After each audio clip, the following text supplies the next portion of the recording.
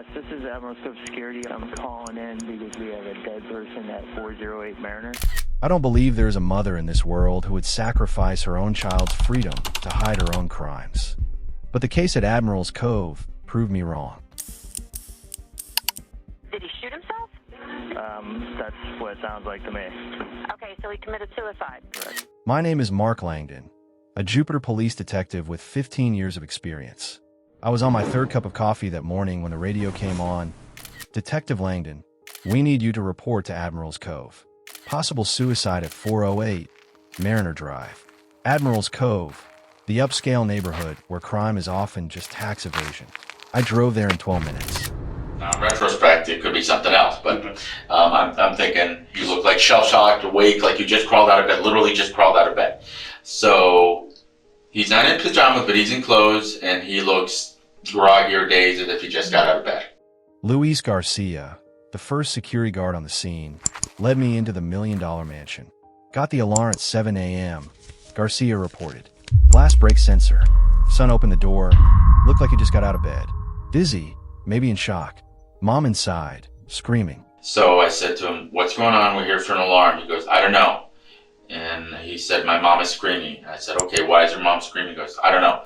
I said, "Is there anybody else in the house?" "Who is in the house?" "Just you two." He goes, "My father." And I said, "Are there any weapons or guns inside the house? Does he have a gun?" He said, "Yes, I think he has a gun." Donna Horwitz sat hugging her knees, her hair disheveled, her face pale. Radley sat nearby, strangely alert, too controlled for someone who had just lost her father. "Ms. Horwitz, this is Detective Langdon. What happened?" Donna pointed to the back of the house. "Bathroom. Lanny." I walked through the master bedroom. The bathroom, as large as a small apartment, was now a scene of hell. The shower door had exploded into 1,000 pieces of glass. Lanny Horwitz, 66, lay naked in a pool of blood. A small gun lay near his right hand. "Luis, did you move the gun?" "Yes. Try to revive him." There was a pulse when I got there. Garcia assumed it was a suicide. Gun in victim's hand, no signs of forced entry. But when I looked closer, I saw something that would change everything. A second bullet hole in the shower curtain, and another in the marble wall. I counted 1, 2, 3 more bullet holes than any suicide. And I see her upset, hysterical, sobbing. And I come to her quickly. I look around, and I tell him to stay right there. And I say, "What's going on?" She said, "I think he's dead." 9 shots. No one shoots himself 9 times. I looked back at the living room where my mother and son were waiting. One of them had just become the prime suspect in the most shocking murder Jupiter had ever seen. Admiral's Cove had just become my hunting ground. And I had a feeling that before this was over, I would witness acts of desperation that even a mother would do. EMT Sarah Martinez was still examining Donna Horwitz in the corner of the living room when I returned. "Detective, she has severe hearing loss." I did a whisper test. She can't hear normal speech from meter away. "Acoustic trauma," Sarah explains. "A gunshot in a confined space can reach 175 decibels. If you stand within 3 to 4 feet of the gun, your eardrums will be permanently damaged." An hour later, Dr. Patricia Wells called with the audiogram results. Ms. Horwitz has lost 48% hearing in both ears. Based on the extent of the damage, I estimate she was within 2 to 3 feet of the gun when it went off. It was like pop, pop, and the alarm was going off, and I heard screaming, and I was afraid to come out of my room. I know that sounds awful, but I was fucking scared. Okay. 2 to 3 feet. Donna must have been right next to her husband when he died. I turned to Radley, who was watching me with an odd alertness. "Pop, pop," I noted. 2 sounds, but 9 shots. Either Radley was lying, or he had only heard part of the massacre. So you're in the bed, you hear the shots. I don't know how many shots, but I heard clicking. The clicking sound, you were in the gun business before. Yeah. Okay. You hear the clicking sound as you describe it. Yeah. To you, what is that clicking sound? Out. Out. On what? No more shots in the gun, in a gun. Oh, that's when I heard the clicking in my mind, at least, I knew that I was safe. The clicking sound. The gun ran out of bullets. Only experienced people can tell. Someone pulled the trigger several times after running out of bullets, trying to shoot again. "Where did you hear that?" from the bathroom, and my mom was screaming. What was your mom's demeanor? How was she? She was screaming and screaming my name, and she was like going around in the living room with her arms up.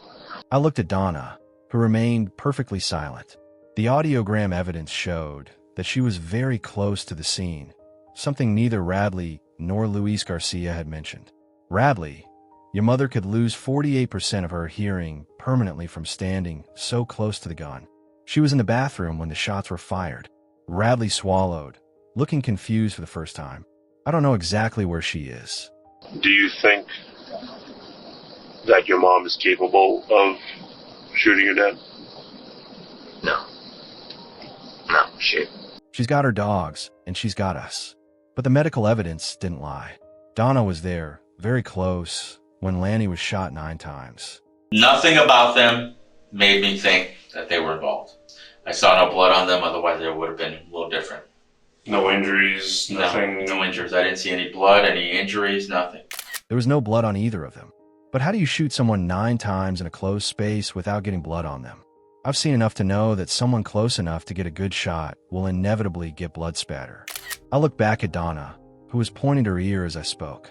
Dr. Wells confirmed that with that level of injury, she had to be within 2 to 3 feet of the gun. We'll continue at the police station. As I prepare to leave, I realized Donna Horwitz was more than just a witness. She might have been the perpetrator who had been close enough to hear the victim's last breath. Radley Horwitz's ATF file is 67 pages long. The ATF, Bureau of Alcohol, Tobacco, Firearms and Explosives, is the federal agency that investigates firearms crimes. When someone attracts the attention of the ATF, they're doing something serious. Radley once held an FFL, Federal Firearms License, a government-issued permit to legally sell guns. But a piece of advice from his father ruined it all. Radley was put on the radar of the ATF after purchasing an illegal gun part online, one which could convert a Glock pistol into a fully automatic weapon. He had been encouraged to purchase it by his father. Encouraged by his father. Lanny wasn't just a manipulator. He also pushed his son to buy legal parts to convert semi-automatic guns into automatics. This is a serious crime under federal law. Mm-hmm. And then his business basically was, he'd go to the bars at night where he hung out anyway, and he would try to drum up business. Selling guns? Yeah. Mary Garbo, who lived with Radley and had a daughter with him, told about Jupiter Arms. Radley hung his FFL license on the wall with pride, but sold guns in bars at night. Not the way a legitimate business would operate.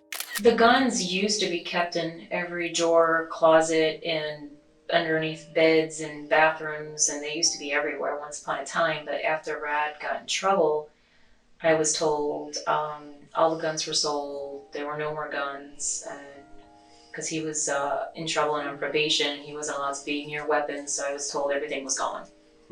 That's what I was told. Following the undercover operation, a common tactic of the ATF. They send agents to pose as customers with false documents to test whether the merchant is following the law. Radley sold, and it ruined his life. Felony conviction meant Radley lost his right to own a gun forever, lost his right to vote, and had trouble getting a job. Most companies refused to hire people with felony convictions. So Radley returned to his parents' home, not out of love, but out of choice. But the cruelest thing was Lanny's reaction when his son was arrested. He laughed. A life insurance policy is often the most valuable asset a father leaves his children. Lanny tricking Radley into signing over $200,000 to Francine was more than a financial betrayal. It was a message. You are worthless to me. You bought the Hitman book at a gun show, yes? Yes, that is correct. And the essence of this Hitman book is it teaches you how to kill somebody and get away with it, yes? As opposed to killing somebody and getting caught, yes. Hitman, a technical manual for independent contractors, a murder manual that was sold publicly before it was banned. Radley bought it in 2004, 7 years before his father died. I created a timeline.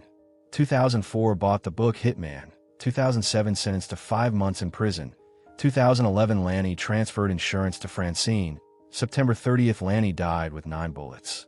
The pattern is clear. The son's career is ruined by his father. He is deprived of his inheritance, and he is forced to live as a failure in his own childhood home. But the biggest question, if Radley is the culprit, why let Mom take the blame? Is he sacrificing Donna to save himself? Or does he have a more complicated plan? As I closed the case, I realized Radley wasn't just a victim. He might have been the one who turned his accumulated knowledge of weapons and hatred into the perfect murder plan. 10 blocks between crime and love. The distance from Lanny's house to Francine Tice's mansion. As I parked in front of the ornate wrought iron gate, I thought about the irony. The woman who may have set off the tragedy lived so close to the scene. Francine opened the door before I rang the bell. She was an elegant woman of 60, with well-groomed brown hair and blue eyes red with tears. What was most striking was the way she held the phone, as if waiting for a call that would never come. "Have you found anyone to do it?" she asked before I could introduce myself. "This should never, ever happened. Could they bring him back to life? Is there... And they'll see if he really is dead." "He is dead." "Ms. Tice, this is Detective Langdon. I need to ask you about your relationship with Lanny." Francine led me into an elegant living room with art and fresh flowers. The air was thick with pain and guilt. Lanny is everything to me. Business partner, best friend, and the man I could never have. If you don't mind my asking, Yes. it's a personal question. Yes. Are you Physical never. Okay. So you're Ever. best friends? Beyond best friend. Okay. He's just a guy. Okay. A guy with a best friend, just like you have a Business girlfriend. partner with And her my as well. business partner, my God, I've been so many of my businesses. I watched Francine's face as she denied the sexual relationship. There was sincerity, but also the deep pain of unrequited love. 15 years of practice had taught me to recognize the difference between requited love and unrequited love. Do you know about the $200,000 loan Donna gave Lanny? And then when he came back from that trip, he said that Donna was moving back into the house. They were not remarrying, that she wanted to make it work. I said, all right. Hasn't she done this to you 4 times past? He goes, yep. Francine recounted the deal with a puzzled look on her face. I warned him. After 35 years of marriage, Donna never cooked for him, and now she cooks dinner every night. I'm scared of what she's putting in the food. I note, Francine had a premonition of a threat from Donna. He said to me, if anything happens to me, promise me that you will fight to the end. When did Lanny say that? Just a few weeks before. Francine couldn't finish. He knew. I don't know how he knew, but he knew he was in danger. And the dream with the guns. You don't understand, I see things. I know, I'm sorry, it sounds crazy. What do you see happening? What do you see happen? He was getting out of the shower, his cell phone was here. The gun was somewhere very close to him because he always brings it with him. He was coming out of the shower. She saw the suitcase being packed because I don't know if he told her he was going to Asheville. This is what I see. This is the scene. She says, you go, I'm going to kill you. That's what I see. And he's saying, stop it, Donna. I know him because he's gentle. He took the gun and it killed him. Francine put her hand to her forehead, her eyes distant. I could see it all. He was coming out of the shower, seeing his suitcase packed for his trip to North Carolina. And she was mad. The trip to North Carolina, the plan Lanny told his son over dinner that night. Did Donna hear? Was the sight of the suitcase the final straw? Wouldn't you think? Wouldn't you think she saw the text? And wouldn't you think she saw the pictures? Mm-hmm. He was listening on my birthday, blowing out candles at 3 forks. My birthday cake. Mm-hmm. Wouldn't you think? The image of Lanny blowing out the candles on Francine's birthday cake while his ex-wife sat at home, knowing full well where her husband was. I imagined the pain and anger Donna felt when she saw those pictures. As I was about to leave, Francine took my hand. Detective, please find out the truth. Not for me, but for Lanny. Walking back to my car, I thought about the interview. Francine was no ordinary third party. She had become the center of a storm of intense emotions. The relationship with Lanny, though non-sexual, had been enough to leave Donna feeling hopelessly betrayed. More important was the prophetic warning. If anything happens to me, promise me you will fight for justice. Lanny knew, and perhaps his preparation to leave with Francine had become a death sentence. Donna Horwitz's brown, leather diary lay before me like an open book into the human soul in the final months before her life fell apart. 15 years of being a detective had taught me that these pages often contain truths more devastating than any confession. I opened the first page, feeling the joy in every scribble. Lanny asked about $200,000 to keep both houses afloat and move back in and reconcile. Great day. Lanny loves me, and I love him, and I want to help. Great day. Donna believed this was a new beginning. The $200,000 wasn't just a loan. It was the key to reopening the door to happiness. I pictured her writing with a smile, trusting in the promise of the man she'd loved since she was a teenager.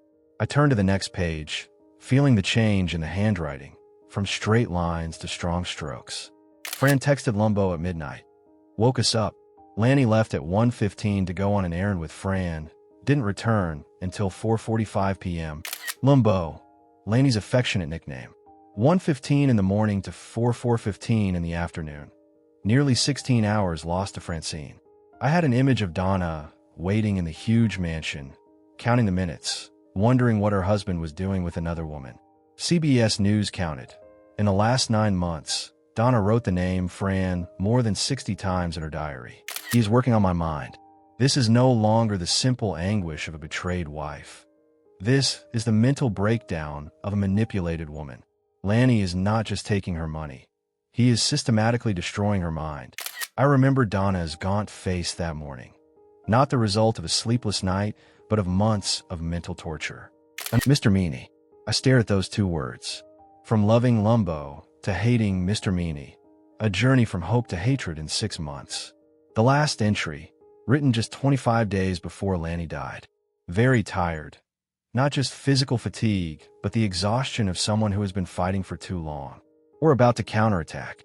I closed the journal, feeling the weight in my hands. These pages were more than evidence of motive. They were a roadmap from love to hate, from hope to despair, from victim to possible perpetrator. Donna Horwitz did not wake up on September 30th and decide in a fit of rage to kill her husband. She walked that path for months, step by step, until there was no other way. The diary gave me the answer to why. Now I needed to find how and who. Dr. Sarah Chun, a forensic DNA expert with 15 years of experience, sat across from me with a 23-page report that could completely change the course of an investigation. DNA analysis is the process of comparing individual genetic fragments, like biological fingerprints. Detective Langdon, the results are more complicated than we thought, Dr. Chun began. The first gun had mixed DNA, Dr. Chun explained. Mixed DNA profiles mean there were at least 2 people touching it. We found Lanny's DNA and another source. When we compared it to the samples from Radley and Garcia, both were completely ruled out. What about Donna? Donna cannot be ruled out. Her DNA could be a second source on the gun. And here's the weirdest thing, Dr. Chun said gravely. The blood on the gate railing had Lanny's DNA and an unidentified source.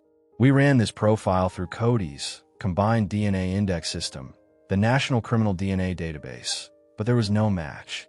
The blood froze in my veins. There was a third person at the scene. This person has no criminal record. Exactly. How did Lanny's blood end up at the gate with stranger DNA? GSR, gunshot residue test, checks for gun residue, explains Dr. Chun. When you fire a gun, metal particles from the bullet and gunpowder get on your hands. This test detects it within 6 hours of firing. Radley tested completely negative. Either he didn't shoot it, or he washed his hands thoroughly, or it took too long. What about Donna? Donna refused the test. Legal, but leaving us unable to rule out. Ballistics expert Tom Rodriguez reports, both guns are used. Revolver A fired 5 shots, Revolver B fired 4 shots. Interestingly, the bullet's trajectory, at a downward angle of about 15 to 20 degrees, indicating the shooter was higher than the victim. Lanny Chow 5 feet 10 inches, Donna Chow 5 feet 4 inches, Radley Chow 6 feet 2 inches. Tom, can the shooter stand on the toilet seat? Absolutely possible. Or the shooter is over 6 feet tall. The scientific evidence paints a conflicting picture. DNA suggests Donna may have touched the gun. GSR rules out Radley. Ballistics suggests the shooter may have been taller than Donna. Mystery DNA at the gate points to a third person. With 9 shots in a small space, How did the shooter not get blood on his hands? Unless they're wearing protective clothing, the blood spatter expert added. Raincoats, plastic aprons can keep the blood from sticking. I gathered the reports, feeling the weight of science in my hands. DNA, ballistics, blood spatter, all accurate, indisputable. But they told a complicated story, one that might have involved 3 people in this murder. When I left the lab, I knew science had given me important pieces of the puzzle. To put the picture together, I needed to understand the psychology and human motivations behind these numbers. 2 years after the case, I sat in a Palm Beach County courtroom, feeling the tension in the air like a bowstring about to snap. The courtroom is where truth and justice are decided through the adversarial system, where prosecution and defense argue before a jury of 12 ordinary citizens. Donna Horwitz, now 68, sat at the defendant's table with her white hair and haggard face. She looked like a gentle old woman, hardly imagining she had shot her ex-husband 9 times. Here is a woman scorned. Love, hate, and obsession. It wasn't about money. It was about, you want to know what? You are not going to North Carolina. You are not going anywhere. And if I can't have you, no one else can. 10 times on a naked man when he's in the shower. The last one in the mouth is the shot of an angry, angry woman. Assistant State Attorney Maria Rodriguez describes woman scorned as one of the most classic motives for murder.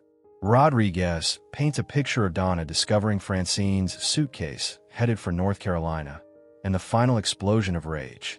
10 shots on a naked man in the shower creates an image of unforgivable brutality. The last one in the mouth, the last shot in the mouth, symbolizes ultimate hatred. We don't really know exactly what happened here. You know, at the end of this trial, you may have more questions than answers. And that's the reasonable doubt. Defense attorney Gray Tesh chose the strategy of creating a reasonable doubt. Here's the basic principle. Prosecution must prove guilt beyond reasonable doubt. If the jury has a reasonable doubt, they must find not guilty. Screaming my name, and she might have said, like, your father, or something like that. He made this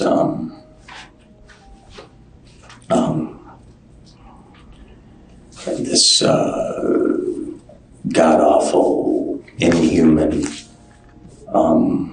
gurgling sound. Did that frighten you? Yes, yeah. The most tense moment came when Radley took the witness stand. He described the god-awful, inhuman gurgling sound, the inhuman gurgling sound of his father's last gasps. Some jurors shuddered. And you probably got around $500,000 out of this? Ballpark, yes, maybe even a little bit more. The defense exposed Radley's financial motive. $500,000 in inheritance, 2 homes, luxury cars. $500,000 reasons to kill your father, Tesh said, creating doubt in the jury's mind. The gun would have to be very close to the top of her forehead. Absolutely, scientifically impossible that Donna Horwitz was the shooter here. Defense brought ballistics expert challenge height theory. At Donna's 5 feet 4 inches height, she would have had to raise the gun above her head to create a downward trajectory, as forensic evidence indicated. Absolutely, scientifically impossible. But prosecution counters. Donna could have stood on a toilet seat or step stool. 6 years later, I sat in the same courtroom with a very different feeling. This time, I had no confidence in the predictable outcome. Donna Horwitz, now 72, looked much older, with white hair and sunken eyes like someone who had lost all hope. New trial, a new trial, means the prosecution must prove the case again, but this time it cannot use Donna's silence as evidence. A third party murdered Lanny Horwitz, and he left a bloody smudge of his DNA on the gate. Defense attorney Robert Matthews Van Kien, Tri-Voy Hitman Theory. Ladies and gentlemen, Matthews and OI Trong opening statement. A professional hit jai tick moi Thursday. No GSR on family members. Mystery DNA at gate, clean escape route. This is calculated assassination, not crime of passion. I watched 12 new faces in the jury box, dozen citizens going through the tedious voir dire process to ensure an impartial jury. Unlike last time, there were more skeptical expressions this time. It's just awful. Nobody should have to go that way. No matter what. Even the mafia doesn't kill like that. So it's unbelievable that she could do something like that. New prosecutor Jennifer Walsh takes a different approach. Instead of emotional appeals about woman scorned, she focuses on the logical holes in hitman theory. Arguments seem stronger than last time. I feel that at the very end, I was convinced that it had to be her. I sat on Jupiter Beach, where the Atlantic waves gently lapped against the Florida sunset. 30 years into my career, and nearly 7 years after the Horwitz case, I had finally come to understand the truth that only those who have seen enough of the darkness in the human soul can understand. The difference between victim and perpetrator can sometimes be as thin as a thread. Donna Horwitz now sits in a cell at Lowell Correctional Institution. She will die there, at 72, with a 32-year sentence. Mathematics that leaves no room for hope. Just looking to move on with my life. And Radley has cut all ties, building a new life away from Admiral's Cove. Smart choice. Sometimes healing requires amputation of the tainted parts of the past. His forgiveness toward both parents, less hatred towards father, no anger towards mother, is a profound spiritual achievement. Forgiveness does not mean condoning actions or forgetting harm, but releasing the poison of resentment so that healing can begin.